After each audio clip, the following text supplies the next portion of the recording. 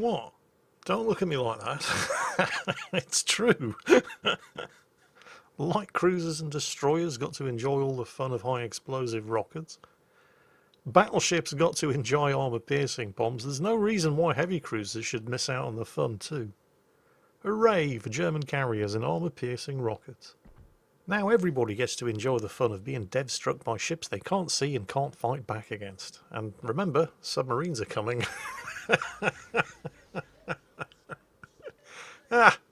It'll be fine. What could possibly go wrong? Right, yes, anyway, moving on swiftly. Wait, what's that? You're saying he should have just angled? What, you can angle against 8-inch armor-piercing shells, why can't you angle against 8-inch armor-piercing rockets? Well, I suppose you're right, you can. But 8-inch armor-piercing shells don't smack you in one side, fly over the top of you, do a 180-degree turn, come back and smack you from the other side, do they? It's not quite the same thing, I think you have to admit. Anyway, I said, moving on swiftly. This... Actually, I'm not entirely sure which server this was played on, so he could be Z or he could be Z, but either way, he's in the British Tier 10 light cruiser, HMS Minotaur. Sod it. British ship, British channel, British rules. His name's Z. Anyway, the Minotaur. I'm sure most of you know what the Minotaur's all about by now. British Tier 10 light cruiser, paper-thin armour, not particularly fast, but very manoeuvrable, and retains power in the turn. Like all of the other British light cruisers, it will actually accelerate rather than slow down in a full rudder turn. In common with other British light cruisers, armed with 152mm guns, but lots and lots of them. They're all dual purpose. They also work as anti-aircraft guns, and the rate of fire is absolutely obscene. No high explosive shells, however, so if you're farming arsonist medals, pick another line of ships. The armor-piercing shells, however, do have good fuses and improved penetration angles. The downside is that thanks to that paper-thin armour, the Minotaur does take a lot of high explosive damage, and while it can angle against cruiser armour-piercing, and if you're careful in this ship, you will quite happily be able to bounce 152, 203 and even 220mm armour-piercing shells, angling against anything bigger, so battleships, is basically just inviting them to citadel you right through the nose. The Minotaur really does not enjoy being shot at by battleships at all. They either load the high explosive and do massive chunk damage, or you nose in order to reduce the size of the target available to be hit with armor-piercing shells, and then any that do citadel you from the front. There doesn't seem to be anything particularly special about Zed's Minotaur build here, certainly not as far as his consumables are concerned. He's gone with the always reliable smokescreen instead of the risky option of mounting a surveillance radar instead. Speaking of which, he is radar himself. Not quite sure who that is. It could be the Moskva on the other side of the island, but well, it doesn't matter because everything's on the other side of the island. He's exactly where he needs to be. Maybe the Bismarck could lob some shells over there at him. Oh wow, 2 of his torpedoes have hit something. I think it was the Sovietsky Soyuz who's just managed to go undetected thanks to all of the smoke screens covering that gap. But those torpedoes weren't launched at anything in particular. They were just fired through the gap. The fact that they managed to hit anything is a bit remarkable. Although this Bismarck is seriously feeling the pain now. Oh, and there's the Sovietsky Soyuz. And he's still sailing in a straight line. Oh, it's a shame the torpedoes aren't ready to go again, but they will be soon, although probably not in time to catch this guy. Okay, some of those smoke screens are starting to fade, and, well, you really don't want to get shot at by a battleship when you're in the Minotaur, so Zed uses his own. Sovietsky Soyuz has disappeared for the moment, starts shooting at the anchorage, but only the two rear turrets are able to get over the island, although the... Oh, hang on a minute. Really? You're really just sitting there? Oh no, he's starting to move forward now. So he should not get hit by any of those torpedoes, but he's still just sitting there getting farmed by the 6-inch guns instead.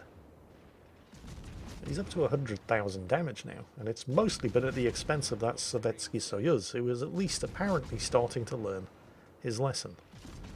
Now this nice central position here for the Minotaur, with plenty of island cover, does mean that he is probably not going to run out of targets to shoot at. Pretty much everywhere he turns his guns, there's going to be an enemy ship. The downside is that a central position like this means that pretty much every time an enemy cruiser uses its radar, it's going to spot you. So you have to use the islands for cover. Now there's something strange happening over here with the Shimakaze. He just YOLO'd forward into a crossfire between the Halland, who was on very low health, and he has just killed with his guns. But he's also exposed himself to flanking fire from Zed's Minotaur. On the one hand, I suppose we should be impressed that we have a Japanese torpedo destroyer captain who understands that his guns can actually be used. But I'm not entirely sure that was a worthwhile trade. I mean, it's one tier 10 destroyer for another tier 10 destroyer, but, well, in a battle without an aircraft carrier, where the Shimakaze's stealth actually means something, I can't help but think that there were better ways for that Shimakaze to spend his time. Oh well. Speaking of trades, this is an extremely worthwhile trade. There's the Bismarck that Zed was farming earlier, and is continuing to farm now. Tier 8 German battleship. And that is a friendly Grosser Kurfürst, tier 10 German battleship, on almost full health. The Bismarck is definitely going to die here. What do you think the Bismarck is about to do? And what would you do under these circumstances? Because if it's charge into the Grosser Kurfürst and ram him, congratulations, have yourself a brownie point. Absolutely the right thing for the Bismarck to do under those circumstances, although he probably shouldn't have been that far forward alone in the first place, but since he was, may as well take down an almost full health tier 10 battleship for the price of a just about to die tier 8 battleship. That was a great trade for the Bismarck. Frankly, I'm amazed the Grosser Kurfürst didn't see it coming. Well, I should be amazed, but I'm not. Either way, the Bismarck's trade has ensured that the enemy team retain their 100-point lead. They hold one of the cap circles, they are 1 kill ahead, they're about to grab control of a second cap circle, and it's only now that Zed's team are beginning to consolidate control of Cap Circle Alpha. Oh, those torpedoes, by the way, they were not fired at anything in particular. Zed didn't have anything targeted, they were a bit of a Hail Mary. And that anchorage... Anchorage has hydroacoustic search, by the way, I just thought I'd mention that.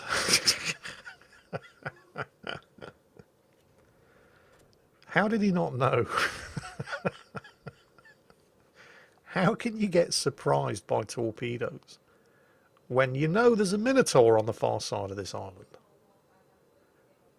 Oh, hang on a minute. I think I understand. The Anchorage was a premium ship, wasn't it? You could build it in the shipyard. You could grind through the game and technically earn it for free, completing directives, or you could just be a filthy whale and throw money at it. Yeah. Suddenly it's all starting to make sense. Well, the enemy team are still ahead, and they do still have a 1 cap advantage, but they no longer have a 1 kill advantage. Oh, that is not good news. The enemy Mogador, French tier 9 destroyer, has managed to escape. And if he has any sense, he's going to keep his guns quiet and not get detected. There are a couple of cruisers to the south that could have radared him, but, well, he's probably too far away by now. And he's getting further away with each passing second, because that thing is quick. There is no chance that Zed is going to be able to catch and kill him, unless the Mogador does something incredibly stupid. And the fact that he's not shooting at anybody does indicate that he is probably not incredibly stupid. And having a destroyer like that on your flank when you're turning to engage the rest of the enemy team is bad news. Because all that Mogador has to do is keep everybody spotted as they advance to the north from capture point Alpha. And that's what he's doing. Zed is spotted again, so that tells us a couple of things. I mean, the radio position finder is pointing in the direction of the Mogador because he's still the closest enemy ship. And the fact that Zed is detected tells us that he's close. Spotted by the Mogador and targeted like this means that Zed is forced to use another charge of his smoke consumable. It would be a very good idea for him to pop his hydroacoustic search as well, however. The thing about the Mogador... Oh shit, he's radared. Well, there's no point in hiding inside the smoke screen now. But here's the thing about the Mogador. It is capable of stealth torpedoing, but only just. There he is. Its torpedoes have an 8-kilometer range, and with a full concealment build, you can get its surface detection range down to a terrible 7.5 kilometers. And there goes the Hydro. And yep, just off to the side of the screen, definitely not going to hit him. There are the Mogador torpedoes, but the Mogador's guns are capable of doing ridiculous amounts of damage to broadside light cruisers like this. Now, he's got the Mogador, so that's good, but that's not the kind of victory that you can afford to have too often. Look at the damage that he took, which is healing back. And he has not vacated the smoke screen, despite the fact that he'd been radared. And I think the reason for that is because he realised that it was Moskva radar. And the Moskva's radar has long range, but it only lasts 30 seconds. Now, here's the problem. The Moskva is not the only radar cruiser left on the enemy team. They have a Petropavlovsk as well. So that might have been the Moskva's radar earlier. It could have been the Petropavlovsk's.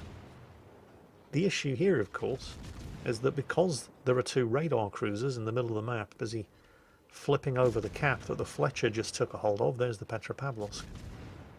Nobody who could be keeping these guys spotted wants to get close enough to do it because that risks being radared. And that's kind of understandable, which is why the Shimakaze up to the north is probably keeping as big a distance as he is, but, well, reducing the number of active radars available on the enemy team is obviously Zed's highest priority right now. And he's got the Moskva, so we can only hope that it was the Petropavlovsk that used his radar first earlier. Because if his is ready to go, honestly, I don't know why he isn't using it. That smoke screen is about to expire. Yep, there it goes. Zed is spotted. Oh, and the Petropavlovsk has hydroed him instead. Well, too little too late. The smoke screen's gone anyway, but I guess that does confirm that the Petropavlovsk does have his radar on cooldown. Otherwise he would have used it. Now, you can angle against the Petropavlovsk shells, but if they hit your superstructure, they're still going to do fearsome amounts of chunk damage.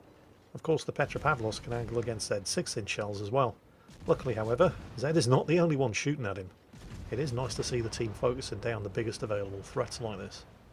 So the Petropavlovsk is down, finished off by the Baltimore.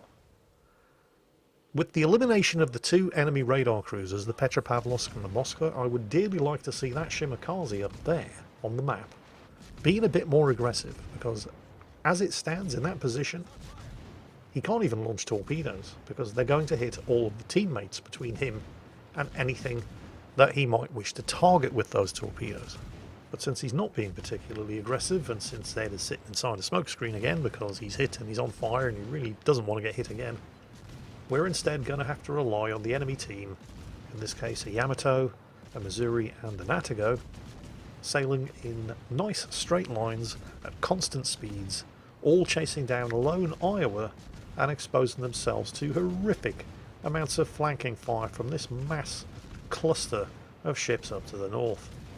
To be completely fair, if they hadn't dealt with that Iowa, and they did, and had instead turned to face the originators of this withering stream of gunfire, then they would have been exposing broadside to the Iowa instead. So they kind of had to make sure that they took care of the Iowa first, but it didn't take all 3 of them. Well, it did take all 3 of them. It shouldn't have taken all 3 of them. They might have gotten the Iowa, but it's going to cost them a Yamato. And despite being ahead on points, they can't really afford to lose the Yamato, because it's 5 versus 5. When it's 12 versus 12, you lose one ship, you've lost less than 10% of your overall firepower. But when it's 5 versus 5 and you lose one ship, you've just lost 20% of your overall firepower. Probably more, because it is a Yamato after all. And there are plenty of ships in this central cap now. They do stand a good chance of taking it, although the Grozavoy hasn't been forced as far away from the cap, as you can tell by the smoke screen and the torpedoes, as we would prefer. And the cap does keep getting reset. If that Worcester has a charge of radar remaining, now would be a really good time to use it. The Grozavoy's smoke screen is dissipating. Now if we're lucky, he's stupid and he stayed inside the smoke and he's about to get spotted. But we're not that lucky and he's not that stupid. He's managed to stay undetected. More torpedoes. They could be from the Anago. Zed's got his own torpedoes away. He might get lucky and hit the Missouri, but the Georgia, who's pushing forward, is taking a hell of a lot of damage. He's obviously being focused down. Then again, Zed's team have been pretty good in their focus fire as well. Oh, there's the Grozavoy, spotted on the far side of the island. Nothing Zed can do about that right now, of course. He can't hit him from here. He can continue focusing down that Missouri, though, and hope. And it does look like he is going to turn into at least one of those torpedoes. And that would be good, not just because the Missouri is a very powerful ship. There's one, only the one torpedo, but it has caused flooding. The Missouri is also the last remaining radar on the enemy team, and that second set of torpedoes is going to finish him if the gunfire doesn't first. Unfortunately, they've lost the Worcester, but they have managed to take down the Missouri. The bad news is that the enemy have managed to retain control of Capture Point Bravo. The Worcester was the only ship still inside the cap circle. The Georgia has pushed clean out and through the other side. So the enemy team are still holding on to that very slender points lead. But the Grozavoy is now flipping Capture Point Alpha as well. And he's covered by the islands, so even if the Baltimore were to radar him, it wouldn't do any good. Nobody would be able to shoot at him. The Shimakaze, meanwhile, has chosen now, of all times, to grow a pair of balls and start being aggressive. It looks like he's going after the Iowa. We know where all 3 surviving enemy ships are. There is absolutely nothing to prevent the Shimakaze from slipping up to Capture Point Alpha and flipping it completely unopposed. Instead, it looks like he's trying to chase the Iowa down. But the worst possible means of attacking somebody with torpedoes is from behind. If they're sailing away from you, you have to get that much closer. And they have that much more time to evade the torpedoes because of the slower relative closing distance. The Georgia has definitely pushed too far ahead and is losing a gunfight with an Atago. The Atago is angled away from him, minimising the amount of damage the Georgia's guns can do, and the Atago can just continue raining high explosive down on him. Assisted, no doubt, yep, by the Iowa, who has managed to sink the Georgia. The enemy team are now 200 points ahead and in control of 2 of the 3 caps. The only good news being that Zed has managed to flip this central cap. Assisted, it has to be said, by the Baltimore. But that Grozavoy is going to be coming up from the south, now that he has nothing better to do after having flipped Capture Point Alpha. There goes the Baltimore's radar. He has detected the Grozavoy. And it's here, finally, where the Shimakaze picks the worst possible moment to grow a pair of balls. He's the stealthiest ship in this battle. There is no aircraft carrier to spot him. There is no radar to spot him. So he's decided that the best thing he can do is to close to within spotting distance of the Iowa in order to launch his torpedoes and then start shooting at the Iowa, which means, okay, he's going to hit the Iowa with 2 torpedoes, but it should have been more. He should have been able to sink him, and he's now caught in a crossfire between the Iowa and the Atago. More bad news. The Baltimore just got torpedoed by the Grozavoy. It's 2 against 3. The enemy team are 300 points ahead, so the kill on the Iowa came at the best possible time.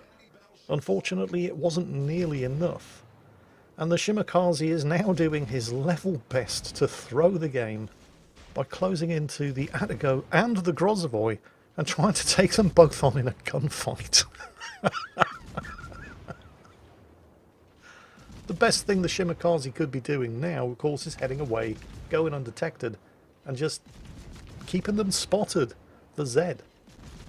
Although I suppose if you want to look at this in a brutally efficient way, there is just under 1 minute and 20 seconds of this game left. It's too late for the Shimakaze to do anything about the capture circles. And as long as he's alive and on low health, he is at least drawing the fire from both the Atago and the Grozavoy, and allowing Zed to continue to shoot the Atago up unmolested. But I don't fancy his chances. There's the Grozavoy. Yeah, he's dead. Of course he is. Zed, finish the Atago. He's got the Atago. Now it's just the Grozavoy, who is nearly 300 points ahead, and is going to stay ahead because he has 2 of the 3 cap circles, and there's nothing anybody can do about that. With less than 1 minute of the game remaining, the only thing the Grozavoy has to do to win is nothing. He just has to stay undetected. And he's far enough away, and there are enough islands, that he should have no problems doing that. Gee, it sure would be nice if we had a fast, stealthy destroyer who could outspot the Grozavoy and light him up for the Minotaur to kill, but I guess that was just asking for a little bit too much, wasn't it? Zed desperately shooting. He knows the Grozavoy's looking at him, he's detected. The Grozavoy's targeting him. Is the Grozavoy going to throw? Is he going to get lucky with some blind shots? No. Zed in the Minotaur, who is playing on the North American server, so I suppose I should have been calling him Z. 405,000 damage. 7 kills in a light cruiser. In a game where there were 4 radars on the enemy team. And it's just not enough, is it? Clearly, Zed, you weren't carrying hard enough. Maybe next time you'll learn and stick a broom up your arse, so while you're at it, you can sweep the ocean clean too.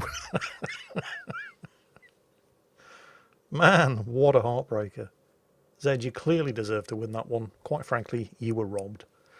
And on that bombshell, that is it for today.